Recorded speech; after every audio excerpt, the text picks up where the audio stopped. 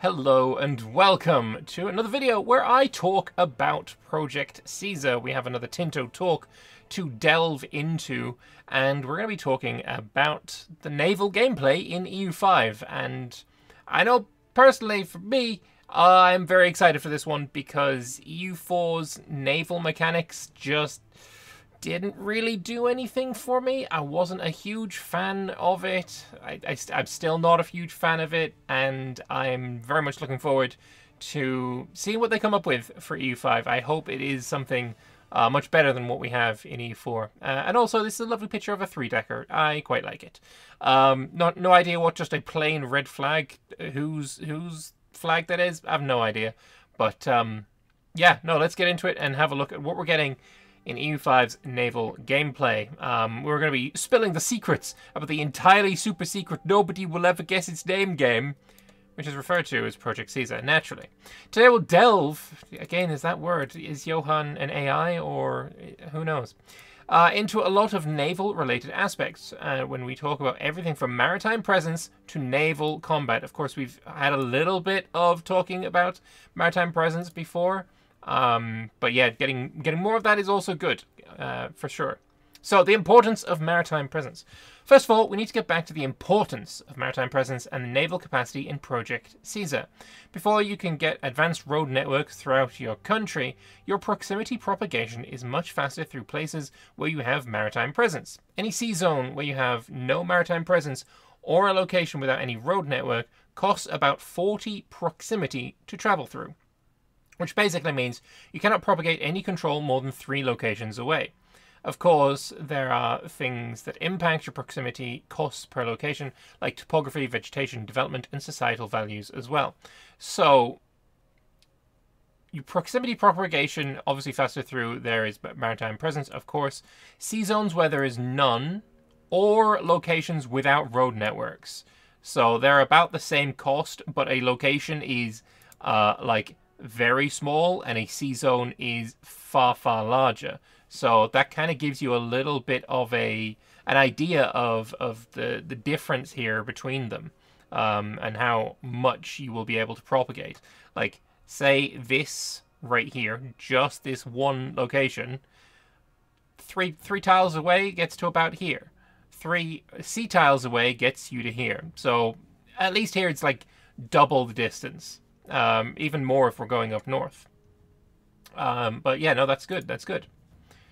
Other things like topography, vegetation, development, societal values also impacting costs. That's really cool. I like that. So the heartland has some access with the coast and the most important to Sweden, of course.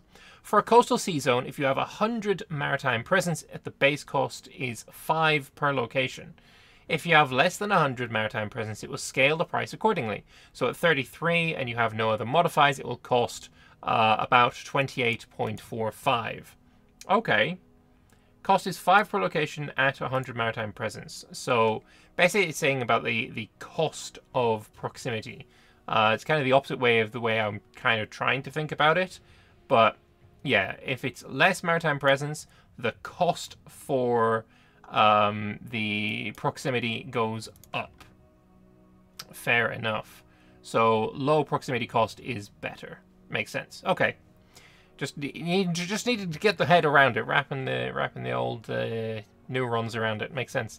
Lakes and major rivers are also considered to be 100% maritime presence, sea zones for proximity calculations and market access calculations. All right, that makes sense as well. Seeing major rivers play a more pivotal role in the game is, of course, something that I've been harping on about for months at this point, and I would definitely still like to see them be treated as like wastelands on the map that you would require straight crossings and such to cross. That would be ideal for me personally. But yeah, the sea zone outside Stockholm is called Trailhavet. I have no idea. I don't know what trail is, but this is like sea, and then obviously this is the.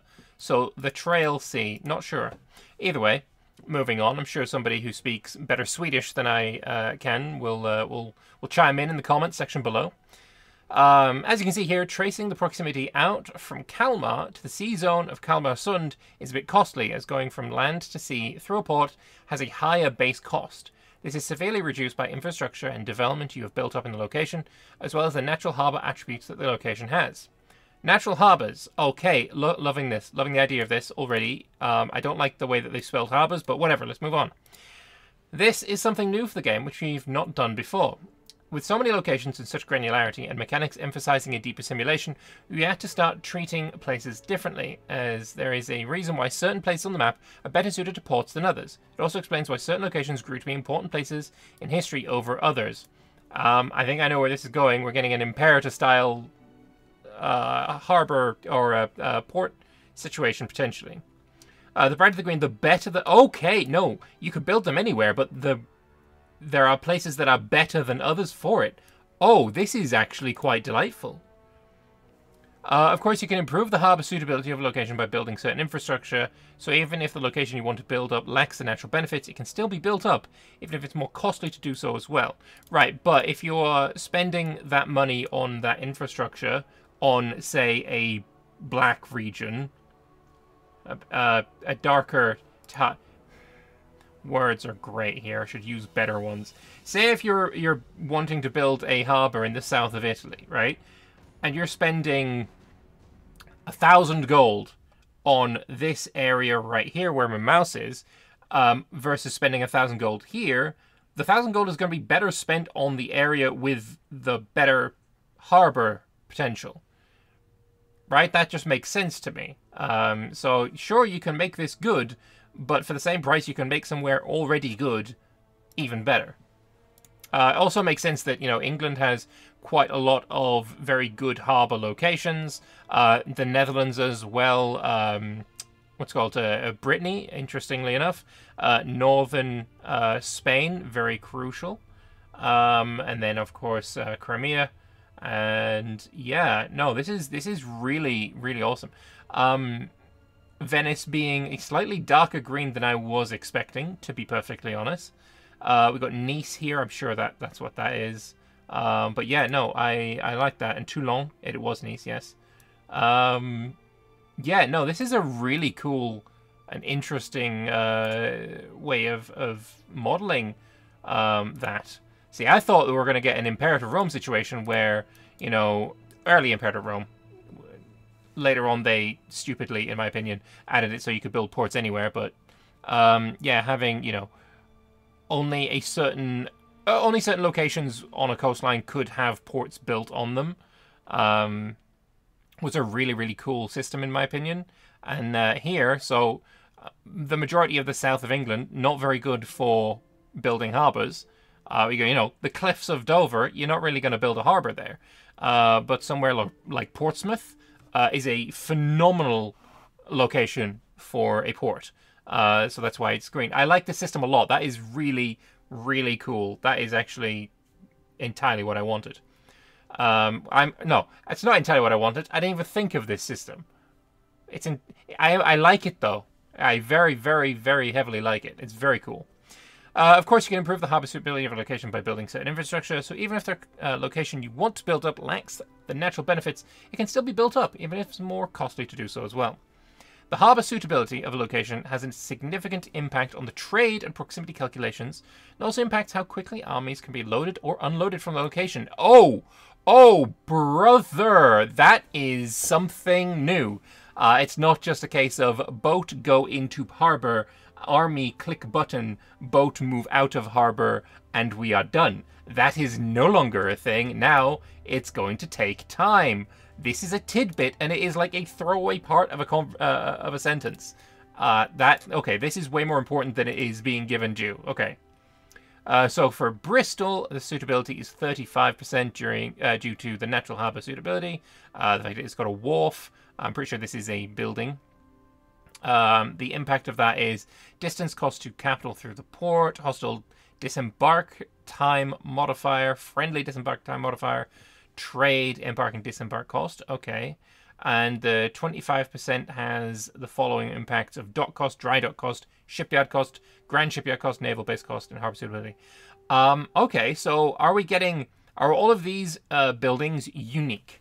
And by that I mean we have technically 6 naval buildings in EU4. However, 3 of them are basically upgrades to 3 others. So they can kind of be ignored, right? You got the dock, the shipyard, and the naval battery. Naval batteries aren't on here, so we can just discard them. So we got the docks and the shipyards. Docks increasing sailors, shipyards increasing the speed at which you can repair ships and build ships. Are we going to see... Is it the same here? So dock and dry dock, they're the same building. They do the exact same thing. One is just an upgrade of the other. Same with shipyard and grand shipyard. Is that what we're seeing here? It kind of makes me feel that way. And if so, I think this UI... This is, of course, just a tooltip. So when you're hovering over something, this will show up. But showing every single individual building on here, I think maybe a mistake. Like, I think, you know, the ability to build a dock and then upgrade it to a dry dock, just have the one thing saying dock branch of buildings. Maybe better idea. But yeah. I think that's certainly interesting. Reducing the cost of buildings based on their harbor suitability. I like that. I wonder where else we are going to see that play out. Are we going to see other geographical formations make other things cheaper, other buildings cheaper? That could be very interesting. So shipbuilding. One of the disadvantages of playing a naval nation in other games that we've made was the simple fact that unless you had a large coastline, you could not compete, no matter how good the coastal locations you had were. One of the reasons was the simple fact that you could only build a ship at a time, and if you wanted to recruit a regiment, you couldn't. In Project Caesar, this has changed. First of all, I mean, I would argue that this is not the main disadvantage of a naval nation. There are no countries, unless you're playing like the anti-Switzerland and you only take coastal provinces, then, you know, obviously recruiting a regiment, if you're building a bunch of ships and you start building regiments, yeah, if they go underneath the ships, then it's kind of annoying. But you could just, like, not do that. You could just, you know, build them inland, and it wasn't that heavy of a disadvantage. Only building one ship at a time, sure, I wouldn't say that's a massive disadvantage. I would say the main disadvantage of playing a naval nation was due to the idea groups that you had to take to compete navally. And if you took these naval idea groups, you were at a severe disadvantage on land because you weren't taking military land idea groups. I think that is the main disadvantage. And also, even if you were to take naval, if you were fighting somebody who had naval ideas, you just couldn't compete at all. By naval ideas, I mean in their national ideas. But anyway, let's move on. In Project Caesar, this has changed. First of all, there are 3 different construction queues in a location. Okay, I like that. That's good. There is the civil one for buildings, RGOs, and all the other non-military oriented things you can do in location. Second, they have the army base queue, and finally, they have a naval base queue. All right, well, in EU4, you had just the buildings, and you had the army and navy shared a thing. So yeah, this is good. That is certainly it's an improvement. I'm not sure if it required a whole paragraph for that, to be honest, but you know, sure. They also added the concept of parallel shipbuilding in a location where buildings can unlock additional shipbuilding slots in a location. I like that a lot. That's really cool. Where at the end of the game, you can build close to 20 ships at the same time in the same shipyard with all the related advances and all of the stuff unlocked. That's so cool. Okay. Are we going to see much larger navies in EU5 then, than what we have in EU4? I mean, in EU4, to become naval hegemon, you required 500 ships, and I think just more heavy ships than anyone else. Are we going to be able to see more than that? That's certainly interesting. Venetian arsenal building here, giving some sailors shipbuilding capacity +4. You can build ships there. Nice. Requires tar. Naval supplies, potentially? I'm not sure. I think this is the first time. Oh, it is. I fucking called it. I've never seen this before, and I was guessing, and it's written down here. Naval supplies it is. Then metalworks and lumber. And then same for construction. Okay. Unique building that Venice has in its capital that increases the parallel capacity of shipbuilding by 4. Very cool. One of the most powerful abilities that you can do during a war is blockading another nation's coast. The immediate impact is a reduction of food production, maximum control, and making trades being more costly and likely to reroute. Okay, that seems way more impactful than EU4's blockades. It's also the fact that the development growth is severely slowed, a decline of prosperity, and a dramatic reduction of your maritime presence. Alright, naval nations go hard in EU5, clearly. As some say, an image tells you more than 1,000 words. We'll use a few screenshots of tooltips related to blockades to make it a bit more clear. So, blockaded by enemies means that we have -2 monthly prosperity. That's huge. Minus 10% maximum control. Also huge. Oh, that is much larger than it first seems, because we already know that the control a location has affects its cost in a final peace deal. We know this from way back when they were talking about Maritime Presence, not Maritime Presence, talking about control that Portugal would have over Goa. They would have very little control, and therefore it'd be cheap for the Marathas or whatever Indian is there to take Goa back if there was no control there. So max control going down by 10, meaning you can take more land in war, maybe, potentially. Maritime presence -2. The food goes down by half. That's crazy. Development growth -20%, and trade embark and disembark cost. That's plus 200. That's huge. That's got to be huge. That is, blockading is big. Holy, all right. Even with only a single port fully blockaded, the maritime presence in the sea zone is severely impacted and will take many months to recover unless you get coastal forts or navies patrolling it for a long time after a war. Alright, so the monthly change for the county of Holland. The Holland is changed by -0.3 on... this will be maritime presence, I imagine. Gear... oh, Jesus, why did they have to choose this one? We have an serious problem in pronouncing this. Geertruidenberg nailed it. Is really, really killing their maritime presence. Yeah, it says right here that I missed. Nice. And the adjective for Holland is Hollandish. I just love it. Not all ships are great at blockading, as you most likely want to have heavy ships and or light ships to do the blockading. The blockade capacity of the Second Navy here. 17 galleys giving 1.7, 1 hulk giving 0.01. So hulks, not good. What do hulks do? I don't think a hulk is a heavy ship. Is it a trade ship, potentially? Currently blockading the following locations. Yeah, that much. And I guess Middelburg is in another sea zone. This type of hulk doesn't smash. True. Facts, actually. Not all locations are equal, and different populations, infrastructure, and development increases how much ships are required to blockade a location. Sure. So Geertruidenberg, this is what is affecting how much blockade capacity you require. Alright. There's about 3,200 people living in this nice rural settlement. So, repairing ships. Every month that a fleet is in a sea zone that is not adjacent to a friendly port, they will start taking attrition. The attrition is increased dramatically if the fleet is outside the naval range. This attrition creates a chance for ships to be damaged.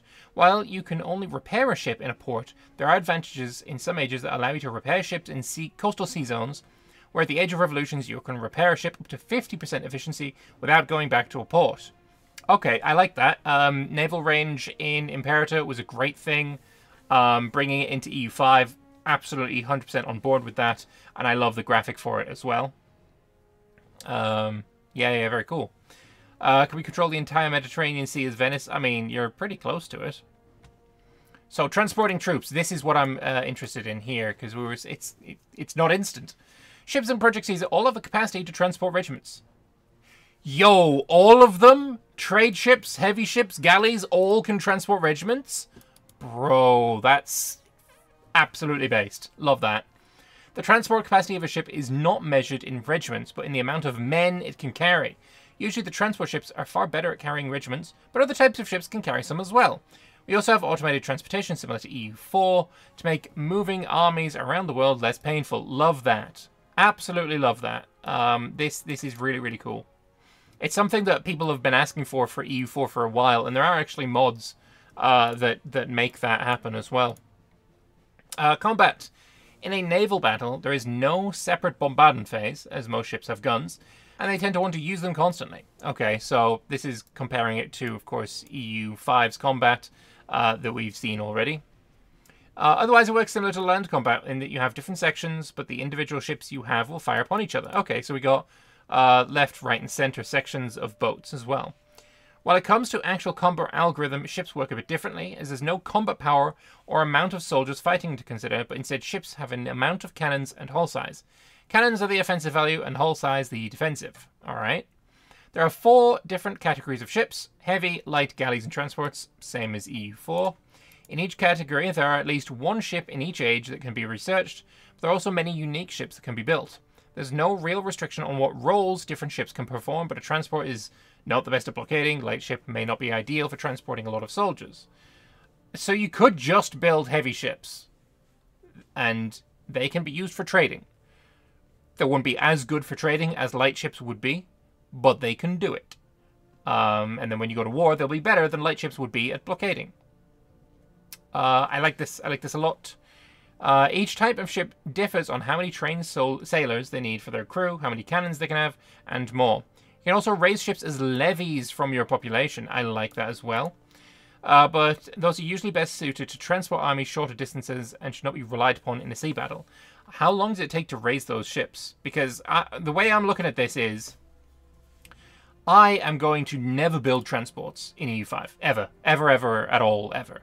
I'm only going to build probably these, and let's be honest, probably just these. And then if I need to transport an army across the sea, either I use these guys as not dedicated, but these guys as, you know, smaller amount of transport capacity, or if I need to do a large invasion all at once, I could levy ships from the population. I don't see a need for transports, like dedicated transport fleet in this system, unless they're also decent enough at trade. But here we'll have a look at the work in progress UI. Unique galley for Aragon, more guns, more hull, needs more sailors.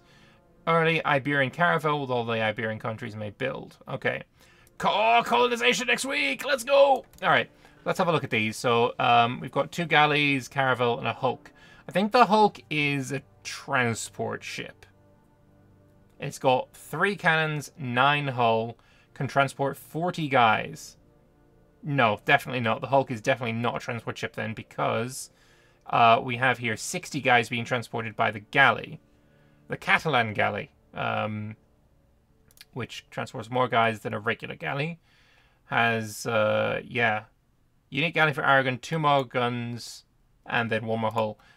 Wait, no, this is the amount of sailors required. So what is the transport capacity then? It's not showing transport capacity on any of these, which is a little bit awkward.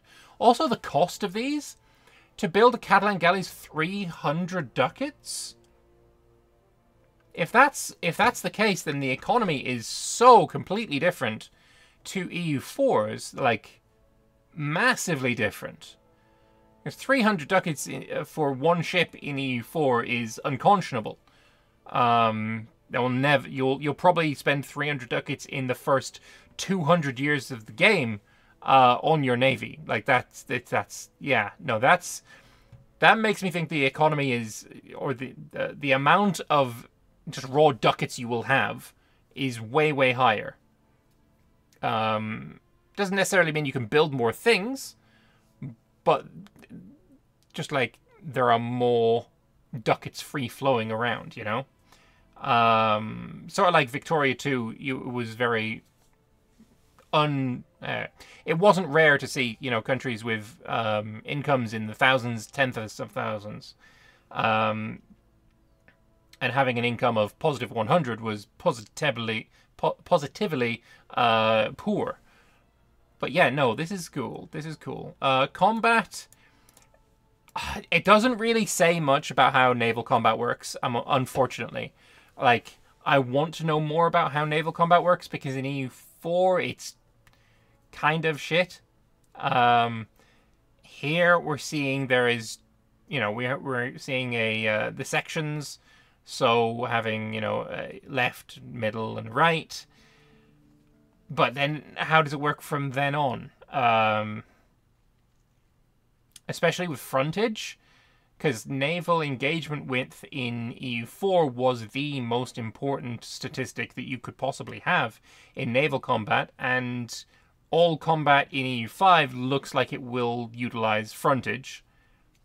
So is it going to be as one-sided in EU5 as well when it comes to naval combat? The big problem with naval combat in EU4 was it was very rarely balanced. There was almost certainly one country that had the best navy, and as soon as you figured out which side of you that was, you just docked all of your boats and you didn't bother coming out, because what was the point?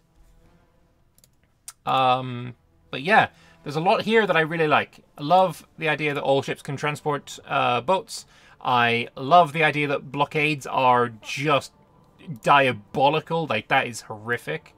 Maritime Presence, I love the idea of. Shipbuilding looks great. The harbour suitability, this is fantastic. I love this.